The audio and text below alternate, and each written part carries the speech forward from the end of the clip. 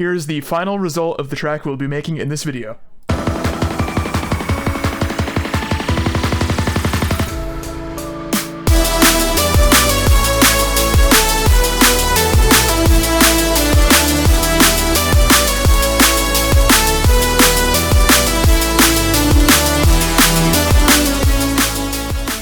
Hello everyone and welcome back to my channel. Today I'm going to be giving you a tutorial on how to make melodic drum and bass in FL Studio 21. Now FL 21 is brand new. As of the time I'm recording this, it's literally just released, and we're going to be using this new software to make ourselves a nice drum and bass track. Now what you see right here in this project, this is actually a little sketch. It's very short, it's literally just one pattern I've done of a track. I started this months ago but never really got anywhere with it. We're going to try to turn this into a track in this video. So here's what it sounds like so far. We're actually going to kind of scrap these elements and redo them from scratch though, so don't worry if you don't know how to make these sounds, but this is how it sounds.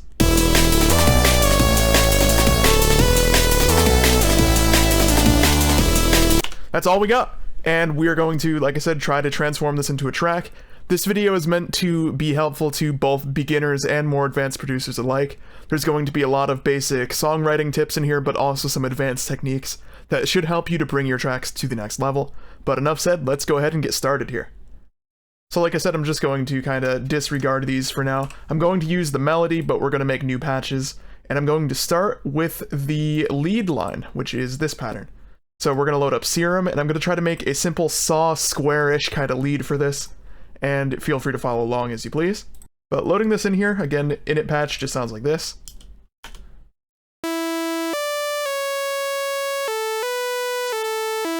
Right, so first things first, we're going to enable the second oscillator, and I'm going to make it a unison layer that's an octave up, just something like this. Now we're going to mess with effects until we get this sounding pretty good.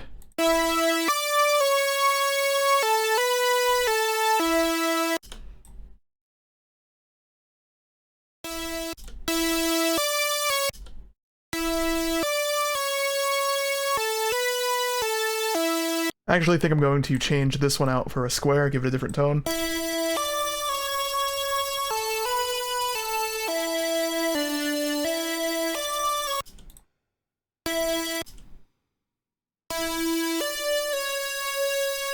Ended up changing a few things, but we do have a pretty cool tone here, except it's got a lot of noisy high end. Now this is something you want to take care of and clean up, because if you don't, it's going to take up a lot of space later when we start adding drums and stuff, and it's going to make your track sound considerably worse if you don't fix it. So you could do this a few ways, simply with an EQ or even some saturation. First off, we're going to cut the unnecessary lows, and then we're going to do the same thing with the highs. This is the first kind of technique that I feel is often overlooked, but if you do this, you're going to have much better music, just because you're going to see how much of this high end you don't need, and it's actually quite piercing to listen to. You see, that sounds fine to me, and if we turn that off, hear how obnoxious it is now. Put that back on, it's nice and cleaned up already, just with two little cuts here. We are cutting everything below here and above here. Now we have a pretty basic lead tone. We can go ahead and do some more post-processing to it to make it sound a little bit better. This is just kind of, I'm going to be using some plugins I've purchased over the years, but you could use free alternatives to these. Really, I'm just going to do some disperser because I like the effect. And I'm going to throw a nice big compressor on it that's going to be mixed in pretty quietly, just to kind of glue the reverb to the rest of the sound. Now we are going to go ahead and add in a bass line. And I'm actually mixing this with the idea of this being the drop.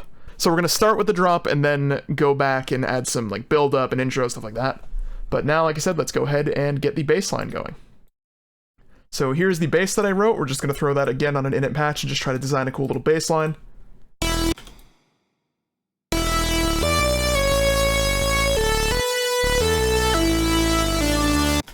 Okay. So what I'm thinking from here is I'm going to remove the fundamental from that, and then we're going to throw another one an octave up with some unison, and we're going to do some filter stuff on this one so it sounds cool, and then just give it a dedicated sub with the sub patch. If you don't know a lot about sound design in Serum, I do have a pretty helpful tutorial about how to make a simple saw bass that kind of explains stuff like this. But what we're going to do here is enable the filter and just mess with it till we get some settings that I think sound good.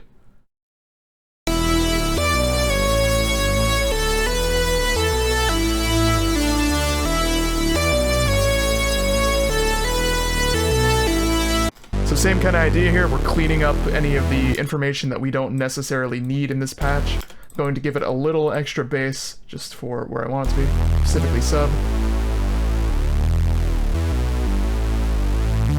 Something like that. It's a pretty cool, like, sort of phasey saw, and I think it's pretty nice.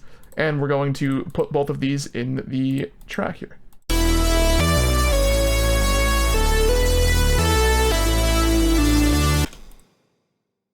Right, so listening to this now, of course, we only have 2 elements, but I'm thinking already our lead needs some more kind of embellishment.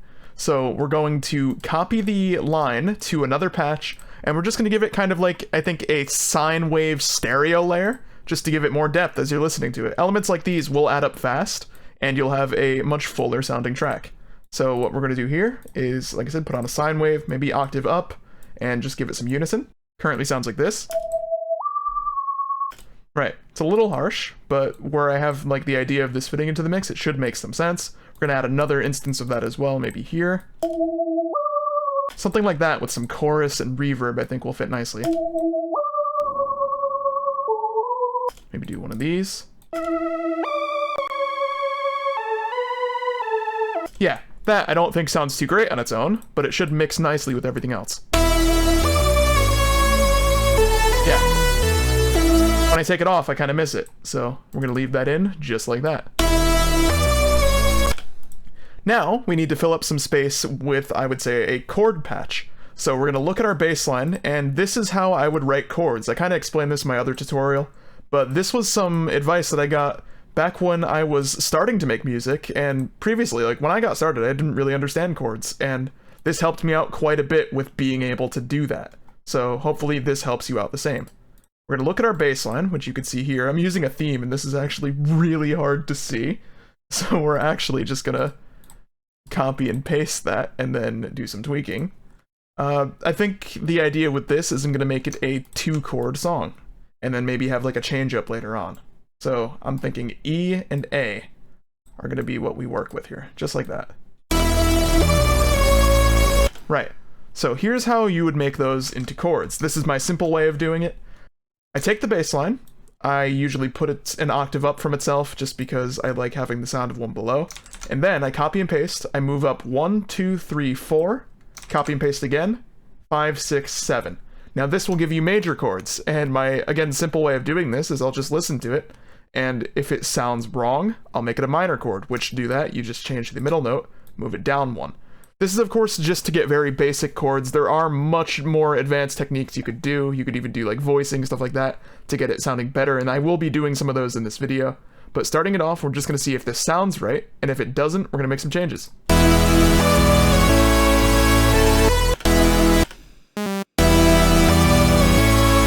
So that sounds right to me. Start with a minor chord, and then have it go major. Now we're just going to do some tweaking to make this sound a little bit better. First, I'm going to give it some unison and add an additional layer, an octave up, maybe reduce the fundamental a little bit, and we're just going to change some of the notes and make it hopefully sound a lot better.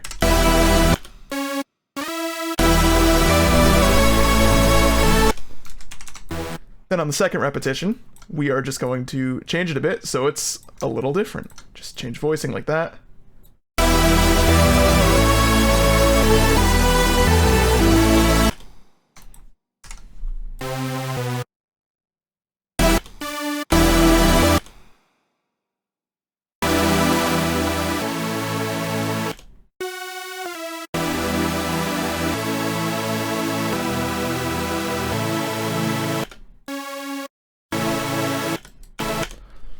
That sounds pretty good to me. This is just meant to be kind of like a noise layer in a way. And we're going to add some EQing, some additional post-processing, and throw that in the mix.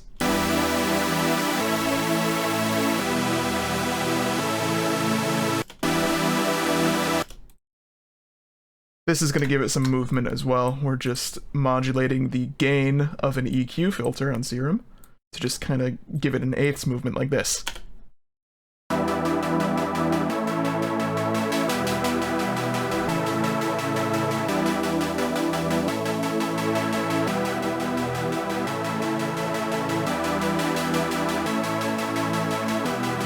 Right, now we have a nice little saw pack kind of thing. EQ it a little more. Get rid of some of those low mids. And throw that in with everything else and see how it sounds so far.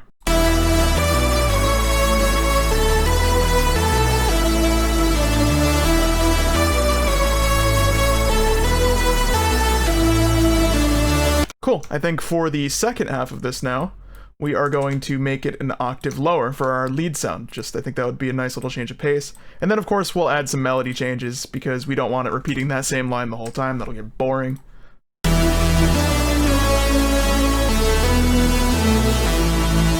So I've made a few changes here, mainly just some melody changes to make it more interesting on second passes. And now what we're going to do, I think before we add any form of drums, we're just going to fill out the mids a little bit more. Right now we have this saw patch, maybe open it up a tiny bit, but this needs some more. I got this plugin for free, but I did need to make a purchase to get it, so whether or not that's free is up to you. But basically I bought something else, and I got this plugin called Analog Lab free with it. And this has some really good presets for like electric pianos, organs, stuff like that. We're going to throw an electric piano in here, and I think it blends quite nicely with the saws. I do this in a lot of my songs, and this should help us to make it sound quite a bit better. So we're going to copy that MIDI here, throw it on a new mixer channel, and you just go to electric piano and it's Clean Mark 5. One of the things I quite like to do with this is compress it super heavily, and it will sound quite bad on its own, but in the mix it sounds completely fine. And this makes it a lot more audible. Yeah, something like that, honestly, with some EQ, maybe layer a piano in there as well. You just get creative with your layering, and you'll have really interesting elements in your track that otherwise would be pretty empty if you didn't do that. So yeah, I'm actually going to do that. I'm going to layer it with a piano as well. This is unfortunately not a free one, however, FL does have a great piano. If you just go to the keyboard folder, there's one called Close Grand, I think is great. Completely free, feel free to use that as well. I do have that on a separate video on my channel too. But we're gonna throw this in. Same kind of deal, heavily compress it and mix it in with saw. Now mix in volume. If we didn't put those two in, just that. It adds so much to it.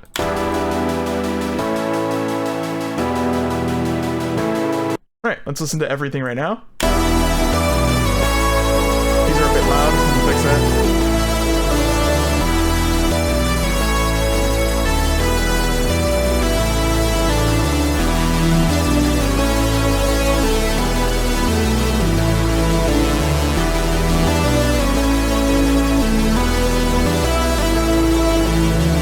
Okay, so we have a 16-bar loop here, but this is drum and bass. We're missing drums. We're gonna go ahead and add that now. You'll notice up here, I do have these little ghost hits. These are actually my sidechain triggers. We're gonna get into how to use those in a minute, but I'll explain why those are there already and how you can go about doing that for yourself. But starting things off, we're going to go ahead and grab ourselves a kick and a snare. So you can see the waveform now. This is kind of new in FL21. I haven't noticed that before. That's a nice feature. Pretty happy with that. We got our crossfades. I'm literally using this for the first time. You don't know how happy I am to have this feature, but that's besides the point. We're going to throw that in. Now, it's not going to sit right at first because there's no sidechain happening just yet. Don't worry about that though. That is something we're going to be doing. Just going to go ahead and throw that onto a mixer channel. Now let's get ourselves a snare. I think I'm going to grab this one. That gives us this.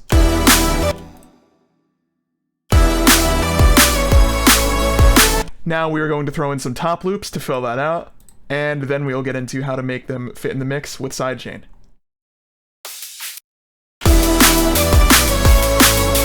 Okay, so we have all of these set up, and now what I'm actually going to do is go to an empty mixer channel. This is kind of the fast, efficient way of doing this, but it's also helpful to do this to each of your elements if you so desire. What I'm going to do is create a channel called Sidechain Bus, and I'm going to put every element I want sidechained on this one channel.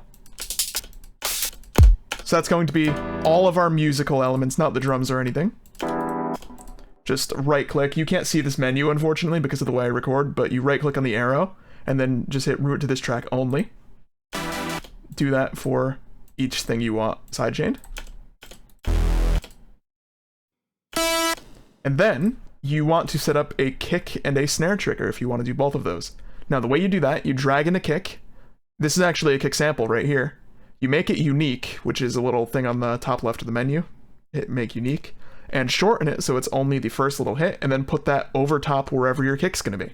So you put that on its own mixer channel separately. I do have a more in-depth video for this if you want to check that out. But then you right-click on the bus, hit sidechain to this track, and then we're going to load up any kind of compressor. You can do this with Fruity Limiter if you have that. It's free with FL. For me, I'm going to use ProMB because it's multi-band for sidechain. This is a bit of an advanced technique, but I do recommend, even if you're kind of a beginner, try to understand where I go with this because it'll help you out a lot later. Multi-band just means we're going to control different parts of the sound separately. So what we're going to do is go into the settings for this, processing, stereo sidechain down here, we're going to set to our kick that we put in there. Now first I'm going to sidechain just the low end. So I'm going to make a band and drag it to about 150, open up the expert tab, turn on these two so we could sidechain, lower our attack to 0, and then mess with these settings to get a comfortable sidechain. Also helps if you mute the stuff you don't need to pay attention to here, like the cymbals. And this I like to visualize. I'll throw on an oscilloscope.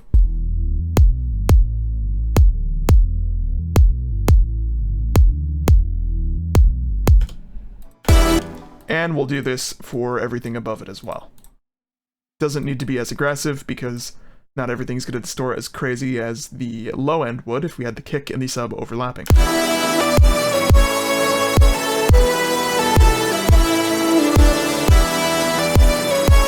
Let's see how that sounds in context with everything else. Much better now. I've copied and pasted the entire track and got rid of the lead. And the second bit's a B section, so we just have a little bit of downtime sort of here.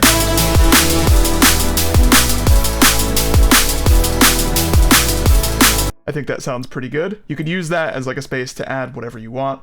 Like, say for example, we take our lead line, which would be this, and we just make a new patch that's, say, another sine wave, and we just make a cool little plucky big reverb and compressed thing. Don't know, just throw something together. I'm completely doing this on the fly, so we'll see what happens, whether or not this sticks. Just toss that here, also put it on our sidechain bus from before. And we will just go ahead and add another one of these before I even listen to it. I've done this a couple times now, so I kind of know the sound I'm going for. Big reverb decay, and then throw a huge compressor on it and toss it in the mix. Let's see how that sounds. Make that a little higher, an octave. Yeah, something like that. Just toss that with the rest. And then make it quiet. Yeah, that sounds quite nice. I like that a lot. Now, we are ready to start building additional parts of the track, like an intro, for example. So the way I'll usually go about that is I'll take some of the filler elements from the drop, and I'll try to make a little calmer version of that for the intro, and maybe lower the velocity so it's more chilled out.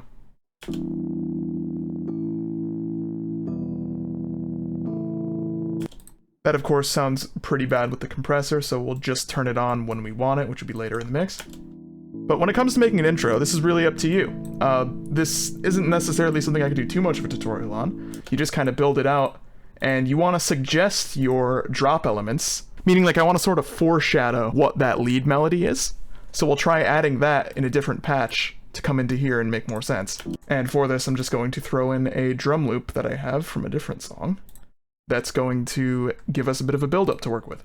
To foreshadow this, I just realized I made that patch earlier, just a little sine thing that does our drop melody. Throw that in there.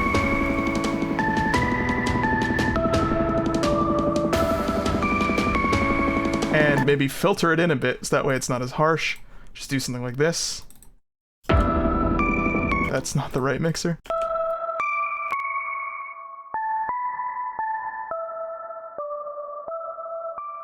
This is something that's really important to learn when you're starting music as well. You want to learn about filtering stuff in to make an exciting build-up. You see, I'm taking elements that already exist later in the track, and I'm just kind of introducing them this way.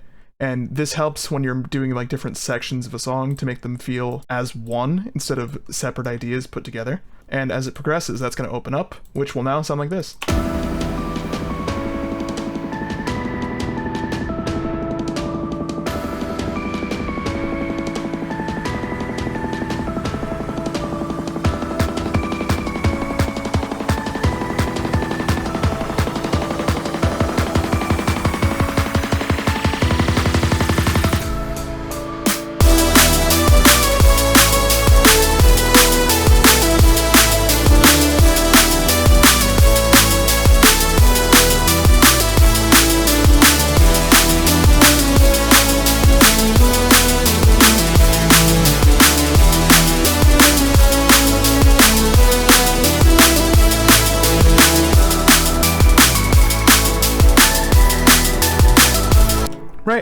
hope this has helped you out. A couple final thoughts before I do end this. If you notice my sidechain triggers that I already had here, the way I've done that is by making myself a template.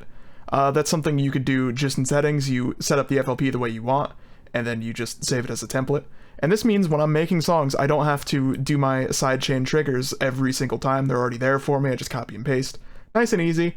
And I do want to point out, I did take in some feedback from the last video. I hope this one's been a little bit more clear.